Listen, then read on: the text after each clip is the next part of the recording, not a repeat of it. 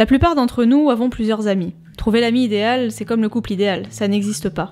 Tu ne trouveras jamais un ami qui a absolument toutes les qualités parfaites, et heureusement. Parce que chaque ami que nous avons est différent. Chacun a sa propre personnalité et nous apporte quelque chose de différent.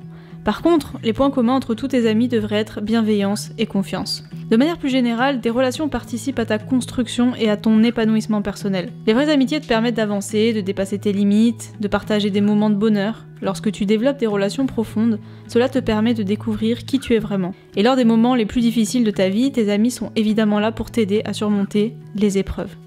Par contre, il t'est sûrement déjà arrivé, et c'est peut-être encore le cas aujourd'hui, de rencontrer des personnes qui sont nocives pour toi. Cela peut être soit parce que vos deux personnalités se détruisent entre elles, comme certains couples passionnels, vous allez vous aimer, mais vous détruire en réactivant chacune les blessures de l'autre. Ou alors parce que l'autre personne est une personne nocive et destructrice avec toutes ses relations personnelles. Alors évidemment, il y a plusieurs degrés de toxicité et elle doit aussi être analysée en fonction de tes limites et ta tolérance personnelle. Mais de manière générale, je dirais qu'une personne toxique, un ami toxique, est une personne qui va t'apporter des choses négatives. Le problème, c'est que sur le long terme, ça risque de te faire perdre confiance en toi, baisser ta motivation et d'influer négativement sur tes projets personnels. Faire le tri dans sa vie, ce n'est pas seulement matériel, c'est aussi relationnel, et c'est ce que nous allons voir dans cette vidéo. Alors déjà, quels sont les profils de personnes que tu dois éviter si tu veux avancer dans la vie ? Déjà, il y a le profil narcissique. Donc ce sont des personnes qui ont sans cesse envie qu'on les regarde, qu'on les admire. Ce sont des personnes mégalomanes, c'est-à-dire qu'elles se sentent supérieures à tout le monde. Et donc par conséquent, vont avoir des tendances à te rabaisser, à être dédaigneuses avec toi, et à toujours te montrer qu'elles se sentent supérieures à toi. Le problème, c'est que ce genre de personne, en général, ne va pas hésiter à se servir de toi pour atteindre ses objectifs, à te rabaisser pour briller et se sentir supérieur à toi, à nier tes besoins, décider de tes ressentis et de décider pour toi ce qui est le mieux pour toi. Et donc les conséquences, c'est que progressivement tu vas perdre confiance en toi, cette personne va te manger, va t'écraser, et sur le long terme tu sauras même plus qui tu es ni où tu habites. Ensuite, il y a la personnalité possessive. Alors le possessif, lui, il croit tout simplement que tu lui appartiens. Donc même si elle t'appelle à 3h du matin sans raison, t'es censé répondre, t'es censé être à sa disposition tout le temps.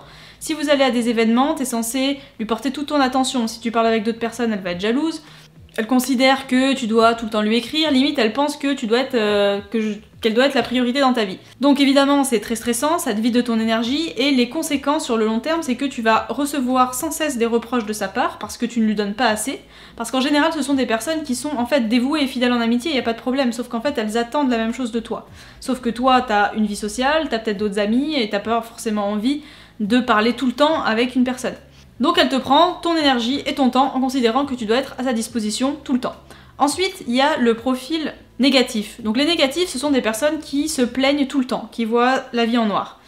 Et le problème, c'est que, en fait, à ce genre de personnes, à chaque fois que tu vas leur raconter tes projets, tes envies, tes rêves, eh ben, elles vont tout de suite te casser. Pas parce qu'elles veulent te rabaisser en soi, mais parce que vraiment, elles ont une vision négative de la vie. Donc les conséquences, t'imagines bien, c'est que cette personne va te contaminer avec sa négativité, puisque les énergies négatives attirent les énergies négatives, tu vas perdre ta motivation, à chaque fois que tu vas lui parler d'un de tes projets, elle va te dire que c'est pas possible, donc elle te tire vers le bas, et elle ne te donnera pas envie de t'en sortir. Ensuite, il y a le profil de victime. La victime, elle ressemble un peu au négatif, puisque la personne qui se place en victime, souvent, est négative. Elle pense, et elle te fait comprendre que sa vie est la pire, que c'est elle la plus à plaindre. Alors que souvent, en fait, elle n'a pas vraiment de problème. Bon, je mets une petite parenthèse là-dessus, évidemment, il y a des personnes qui souffrent de dépression chronique, qui sont nées presque en étant déprimées, je parle pas de ce genre de personnes, je parle plus de personnes qui vont sans cesse te dire qu'elles ne sont pas bien, qu'elles ont la pire des vies, mais en fait elles savent pas vraiment t'expliquer pourquoi, parce qu'en fait il n'y a pas de raison. Et le problème c'est que toi, si t'es à une bonne période de ta vie, tu vas peut-être arriver à supporter ça, parce que toi ça va. Mais quand toi, t'as plein de problèmes, t'es envahi par les problèmes, tu fais tout pour rester fort, tu te plains pas et que t'as cette personne dont en fait tu rêverais d'avoir la vie, qui se plaint tout le temps alors qu'elle n'a pas de problème.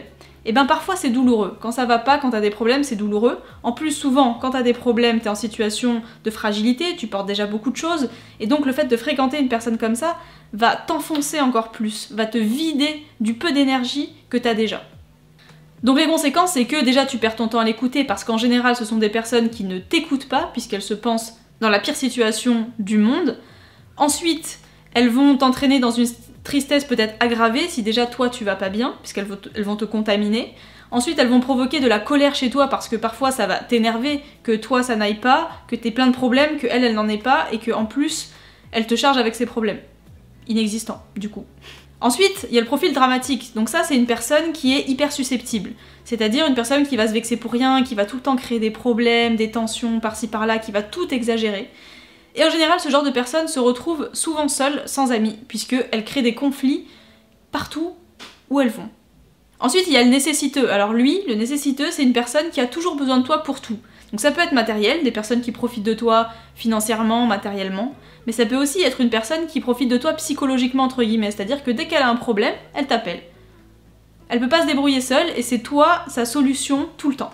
Ensuite, il y a la mauvaise influence, donc là, le titre parle de lui-même, c'est-à-dire une personne qui t'entraîne loin du droit chemin, qui t'écarte de tes valeurs, qui te fait faire des choses que tu ne ferais pas d'habitude, donc une mauvaise fréquentation, en résumé. Ensuite, il y a l'ami absent, donc ça c'est une personne qui est toujours là pour des fêtes, pour des moments joyeux, mais par contre, dès que t'as un problème, un moment dur dans ta vie, là, il disparaît complètement.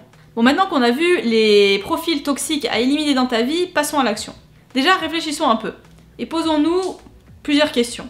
Déjà, si dans tout ce que je t'ai dit, tu as une ou des personnes en tête, pourquoi tu continues d'entretenir cette relation ?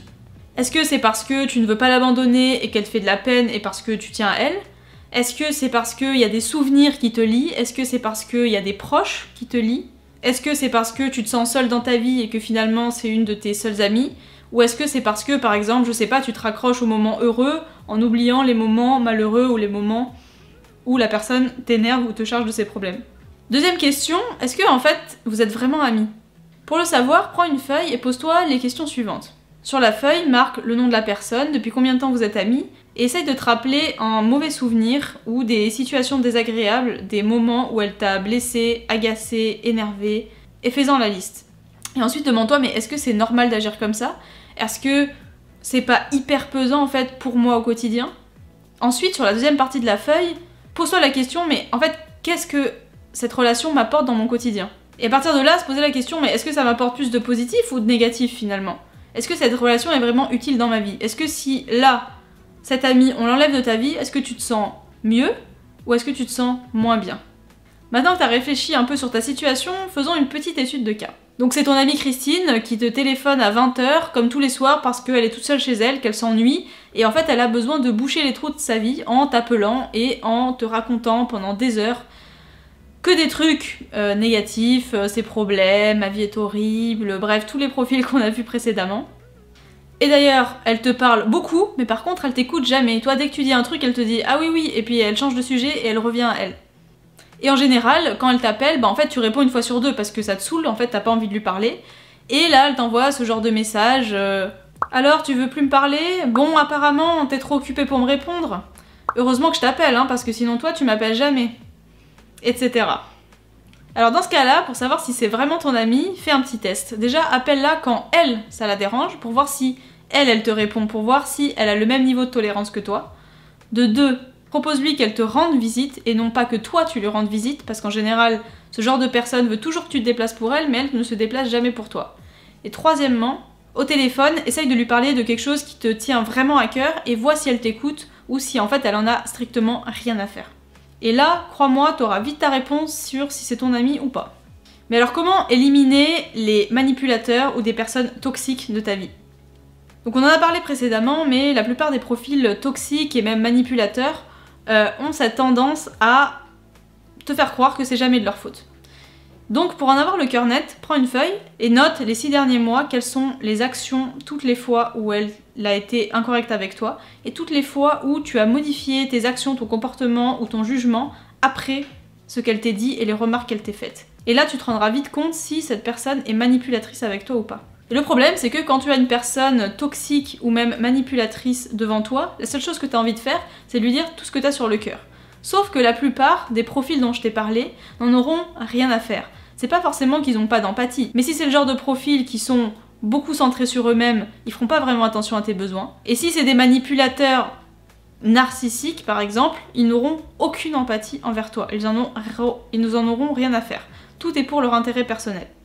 Donc ce qu'il faut faire avec une personne toxique, c'est couper net.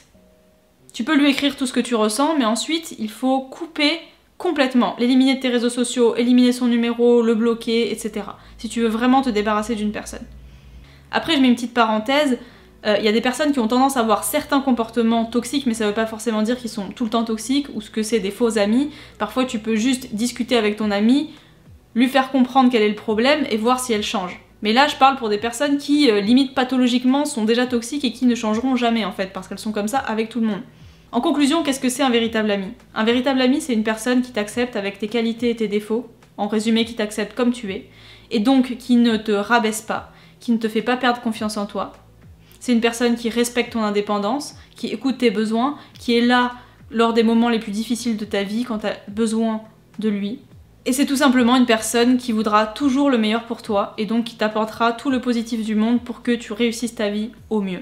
Voilà, j'espère que cette vidéo t'aura aidé. Si c'est le cas, je t'invite à mettre j'aime, à t'abonner à ma chaîne pour soutenir mon travail. Et n'oublie pas, si tu veux changer, ne le fais pas demain, fais-le ici et fais-le maintenant.